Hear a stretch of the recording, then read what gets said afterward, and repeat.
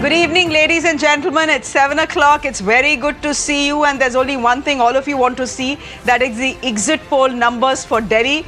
Let's quickly put them on your screens without much ado.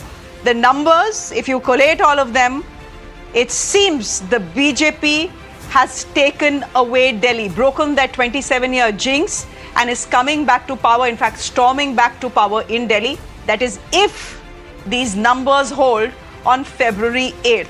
Just take a look at what different exit polls are giving us. JVC is giving the BJP 39 to 45, Matriz 35 to 40, PMark 39 to 49, TV9 36 to 44. What is the halfway mark in Delhi, ladies and gentlemen? The halfway mark in the 70-member assembly is 35. If you want a majority, add 1, 36. The BJP is way more than 36 if these exit poll numbers hold. All the 4 exit polls on our screens are giving the BJP a clear mandate, a clear majority, except Matriz, that seems to be suggesting it could be 50-50. What about the Congress? This was the election where the Congress was hoping to script a comeback. Has it managed to script a comeback, ladies and gentlemen? That picture will be only clear once we have the vote shares in. For the moment, JVC is giving the Congress up to 2 seats in the best case scenario. There's another exit poll that is giving them 1, which is Matriz. So has really the Congress made the comeback that it was supposed to? That doesn't seem to have happened, but we'll not speak now. We'll speak once we have the vote share for the Congress. Thank you to our guests who are joining us this evening. Dr. Rastogi with us, Ruhi Tiwari is a senior journalist with us, and Karan continues to be with us here in the studio. Actually, he's just joined us. Hi, Karan. Good evening. Good to see you. Who should I start with? Karan, go ahead. Since you're in the studio, go ahead. So, it's still a close election from where I see it, if you ask me. Acha, 1 minute. You are telling me that you actually don't believe these numbers on your screens, that it could go any which way? Absolutely. I think it's advantage BJP, but 4 or 5 seats, I'll be more intrigued by the vote share right now because it's very tricky to judge seats, It's not a landslide. It should have been a landslide if you ask me the truth, because I have not seen that kind of anger ever before in Delhi. At least in my living memory, I have not seen people so angry, whether it be with the roads, the sewage, the schools, everything, one and all. So I still believe that if AAP has managed these many seats, which it's showing, that means they've managed to hold on to their vote bank. And if that's the case, what doesn't kill you makes you stronger, which means AAP is still pretty much in the game, because this ain't an angry wave. Because, so either it would have been an angry wave or it would have been them holding on to their vote bank.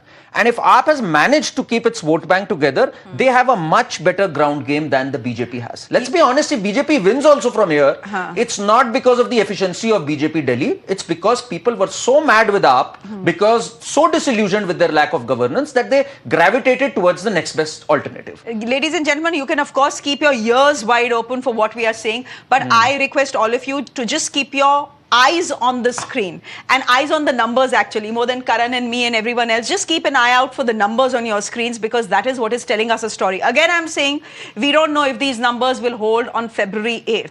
These are numbers that pollsters have given out. These are exit poll numbers. Exit polls have gone horribly wrong in the past. For example, in Haryana, for example, 2024, we know what happened there as well. So we don't know if the numbers will hold or not. Take these numbers with a pinch of salt. But the direction of all, Ruhi, I'm just getting you in here. The direction of all these exit polls seems to be that the BJP has a clear edge. I mean, can I just ask you if the numbers on your screens are believable given what you have seen on the ground? Ek minute. Let Ruhi come in because she's been on the ground, yeah. So Shreya, the usual disclaimers. Shreya, so the usual disclaimers about exit polls, as you've also been constantly given, I've been listening to you. We don't know whether these figures hold. The real picture is only going to be clear on the 8th. But I'll tell you what this Delhi election on the ground has been about. It's been about 2 very distinct narratives, and it's actually a very interesting election from that point of view. One is the narrative among the disadvantaged, economically weaker sections, where I feel the Aam Aadmi Party still has its hold fairly strong. It's fairly popular among that segment of voters. They are happy with the free bijli, free pani, shiksha, swasth, free bus rides for women. So these are the common refrains that you hear among the disadvantaged sections.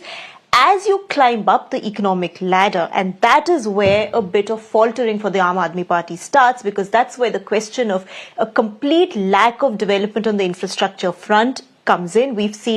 Everybody's seen Delhi hasn't really seen any infrastructure development beyond what former Chief Minister Sheila Dikshit had done, which was 15 years ago, almost 15 years ago. So that's where the question about the Aam Aadmi Party's governance model is asked, and that's where the focus on the BJP shifts. So it is a question, this is an election of two narratives. One is Aam Aadmi Party Suvidha, which is popular among the economically disadvantaged sections, and then there is the BJP model of Vikas, which voters are talking about as you move slightly up the economic ladder. Now, which offsets what is the interesting bit about this election. One more thing, I would say Prime Minister Modi continues to remain very popular.